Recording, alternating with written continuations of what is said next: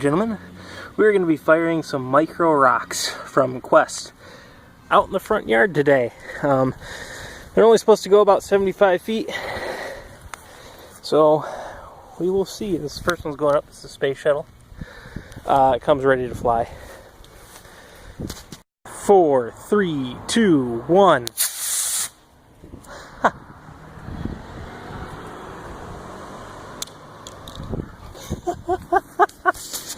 When in doubt, use a high power rocketry igniter. Yeah. Yeah, I did. Down now? Countdown from 5. 5, 4, 3, 2, 1. Whoa! That one went all funky. Yep, that's good. Now, put it this way? You could just launch it.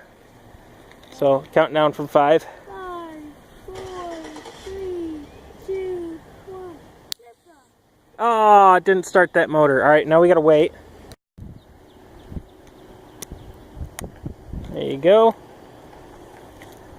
Press the button. Yep. Go ahead. Countdown from 5. Oh. 5, 4, 3, 2, 1. Nope, that one didn't start it either. Give us a countdown from 5. 5, 4, 3, 2, 1. That one went cool. Oh, it came in 2 pieces. Alright, so those were the Quest Micro Rocks. I want to take a moment to say, holy crap, do their igniters suck. Whether you have this version, I don't know. I don't have the launch pad for this version that came with the extra rocket motors I bought. But neither of these wanted to start the motor, even with the heating element. You got to get real close, see if we can even focus on that. There's a little wire over there. It just uses a bit of nichrome wire that heats up to try to start the motor, and it just doesn't work. This is supposed to have, this is the center part for the launcher. It's supposed to have a notch out on one of these, according to the instructions, for a little cardboard tube that these sit inside of, off to the side, and then you put the igniter in there, and then you set the rocket on top of it, and it also doesn't work. Even when I had their igniter, I tried Estes igniters in here, just kind of taping it to the side of the wall, and you'll see that there's a little puff in one of these videos. That was an Estes igniter. What I found actually worked is an E-match, and I will post a link to Amazon where you can get these dirt cheap. It's like $25 for 100 of them plus $10 shipping. But these you can use to launch anything this will actually fit into. And for these micro rocks, you just set the model right on top of it, and with the plastic shield in there, it will shoot all of the heat and the flame up into the motor and start it. I still had one time where this didn't start a motor, but it started all 3 launches I had. Were using this, and I spent maybe like 20-30 minutes trying to get it to launch with other igniters, and it just doesn't work. So pick up these, and then you just kind of tape it to the launch pad right about there,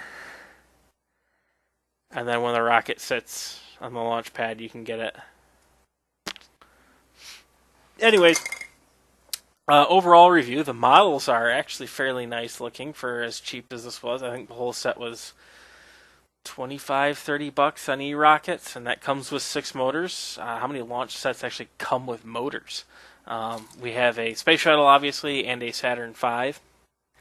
The Space Shuttle is supposed to pop in half after 2 flights. The cotton string burnt off and separated. Neither of the 2 flights on this to the streamer actually come out and do anything, but it did land on cement both times and is completely fine. So they don't go up very high, they don't weigh very much, especially if it lands on grass. It's definitely not going to harm it if the recovery doesn't pop out or anything like that. I might actually just glue this one together. It does have vent holes. The other thing I noticed is when I picked it up, it was fairly hot. right around these two vent holes. So careful if you have kids running out and picking them up. Um, and those vent holes being there means you don't really need the top to come off. You don't have to worry about the motor ejecting or anything like that. The motor is very hot when it comes out, unlike a lot of other really small motors. Like if you buy a 13 millimeter A or an 18 millimeter A from Estes or Quest, um, those aren't going to be hot when the rocket comes down. This one, even the plastic was hot here. So that's something to watch out. The Saturn V is a bit different. I think this may be a streamer, but it doesn't come off. And I think all it is really just to help sight it on the way down. This doesn't actually come out as far as I can tell.